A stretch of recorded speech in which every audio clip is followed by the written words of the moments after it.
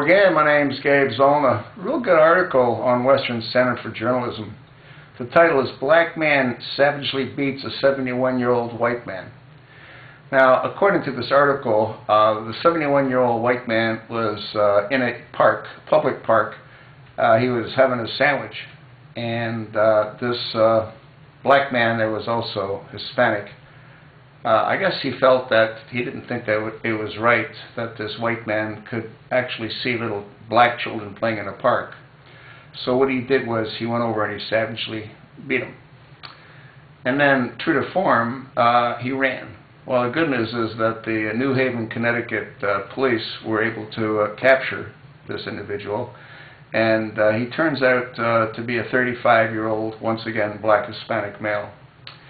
What's interesting is that the thug, his name is George de la Paz. He turned out to be a felon. And he also ended up having brass knuckles. He also had a Sig Sauer P239. Now, if you aren't gun aficionados, that's a fairly expensive weapon. Any bets that it was stolen? Well, the guy's a felon. He couldn't have bought it legally. And then he also had a set of brass knuckles. And the police found an interesting card on him as well. And this is a voter registration card. Now, I assume that most of you know that felons don't have the right to vote. They give that up once they become a felon. You remember Al Franken?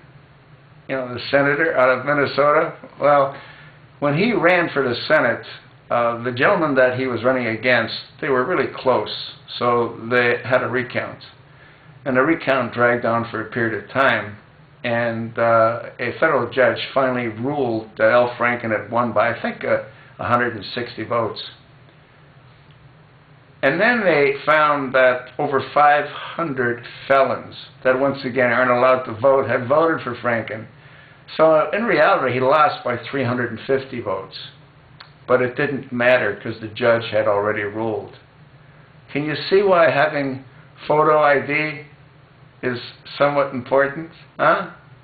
Can you see how maybe this guy would have been found to have been, you know, not eligible to have become senator because, again, he had 350 votes that he shouldn't have had? Huh? Yeah. It's pretty crazy. What's even crazier is you don't hear about these events other than through sites like Western Center for Journalism, because the mainstream media, they don't want to highlight the fact that the blacks are beating the crap out of the whites. And what's interesting is that very seldom will you find a black beating on a white that's comparable in age. They usually either pick old folks, women or men, to beat up, unless they're in a pack.